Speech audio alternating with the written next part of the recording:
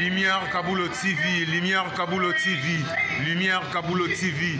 Réflexion avec R9, Fabrice R9, Fabrice. Mobali Madeo, Balingaka, moi c'est l'olanga ninyango, nengo salanga yeleki makasi. Kaboulo TV yo, Lumière Kaboulo, réflexion. Réflexion, double CD Fantomas, Mayo. Il est là, il a toujours. Barbito s'abonne, chaîne les amoko. Ça c'est dit, ma beaucoup t'as on a s'abonné. Bon billet. Donc mon yango, na YouTube tozawana, moko gaga.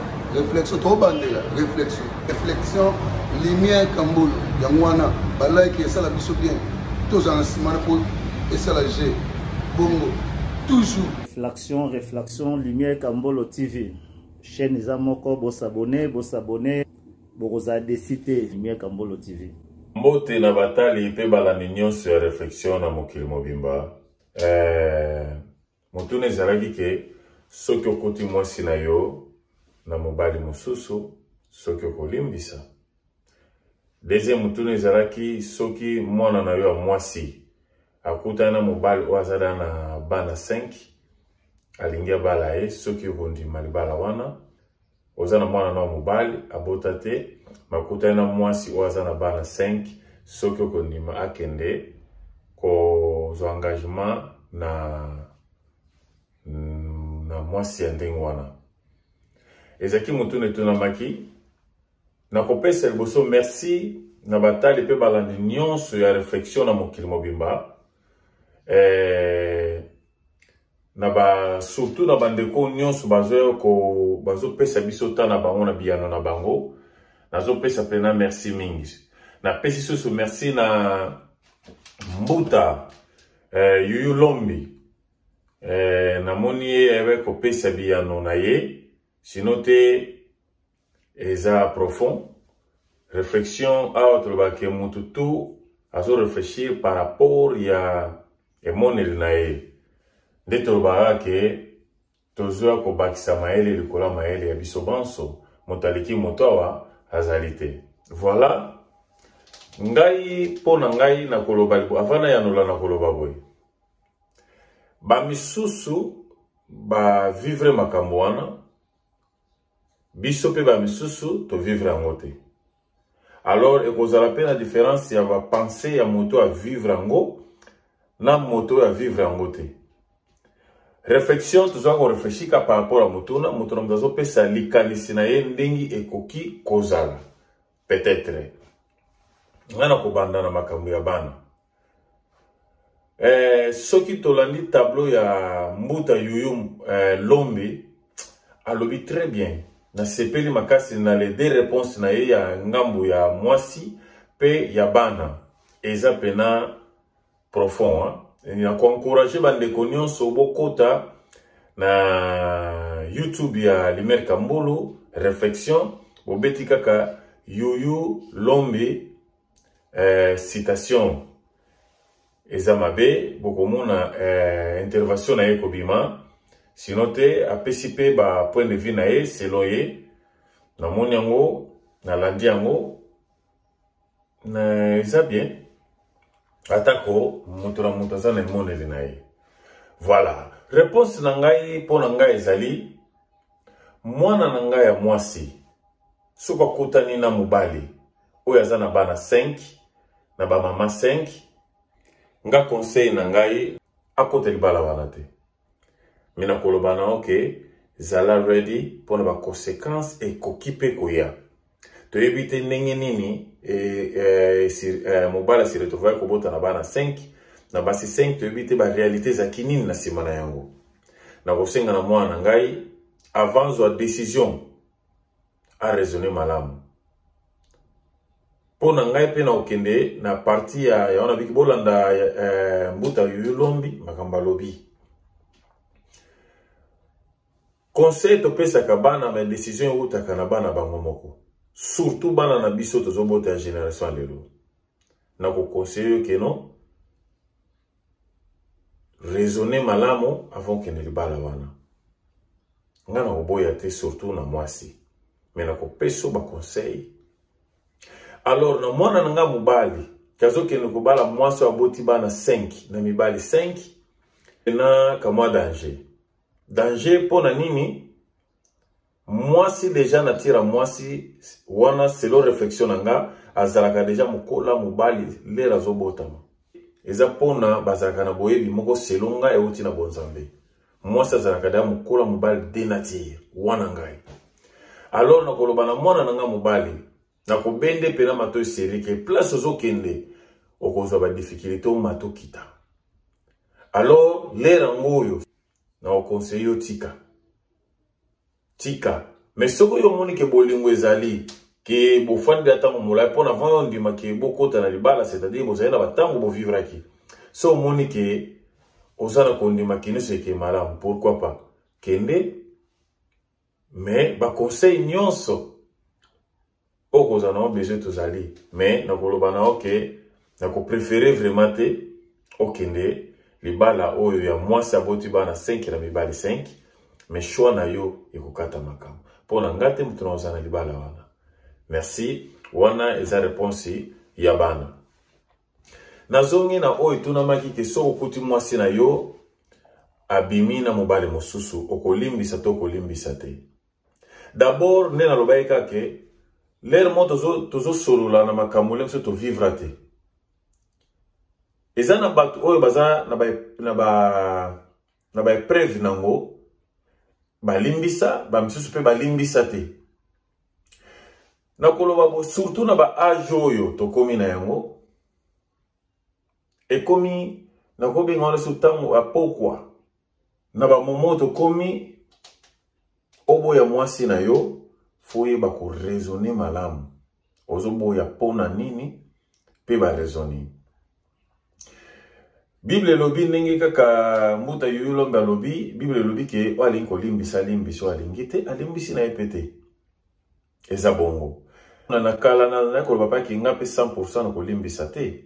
Mais par rapport à ba expérience sabato, par rapport à na moni ba epreuve na misu na ngai ndenge makambo ezo salama. Lokutate na koma na risque koloba ke na koki kolimbisa. Mais atako na kobetela ngo sete pona na vivre ngote et salaminga ipete, mais par rapport à réflexion kaka ya mutuna na koloba noke na comme na risque olimbisa. Pourquoi?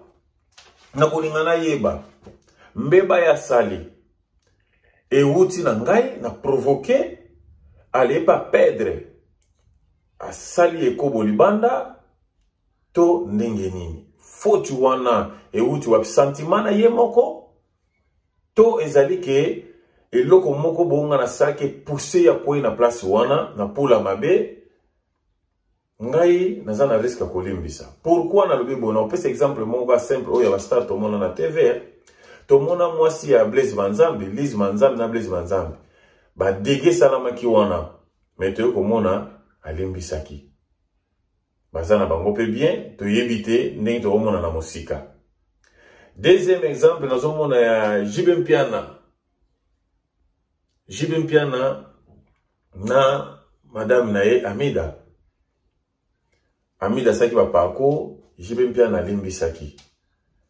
To mona gazoma kina ndako sima to mona pe to sutu muki susu abimi aketi ake se retrouver et pas ya kamere.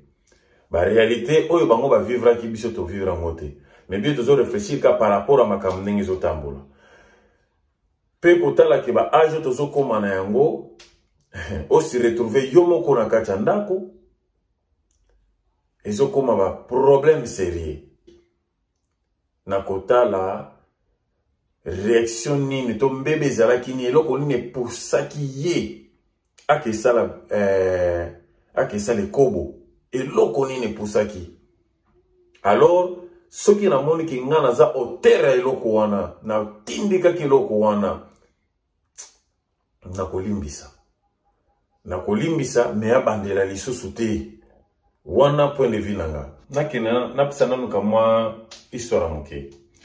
Pona lelo tokomo mona mingi omona mobali akei bon to sala ko mobali ke mobembo pato lo bateke ya uti pota ki Afrique be ya ba miso pe za na Afrique ba ka pe poto ba ebe mission de service tozo mona pe ke ba mabala miso so mona mwasi mobali ake musala tozo mona pe na bala msusu mobali ake musala afandi kuna 6 mois miso pe inane atinda ka pe mbongo asala akipaka pe na mwasi comme il faut.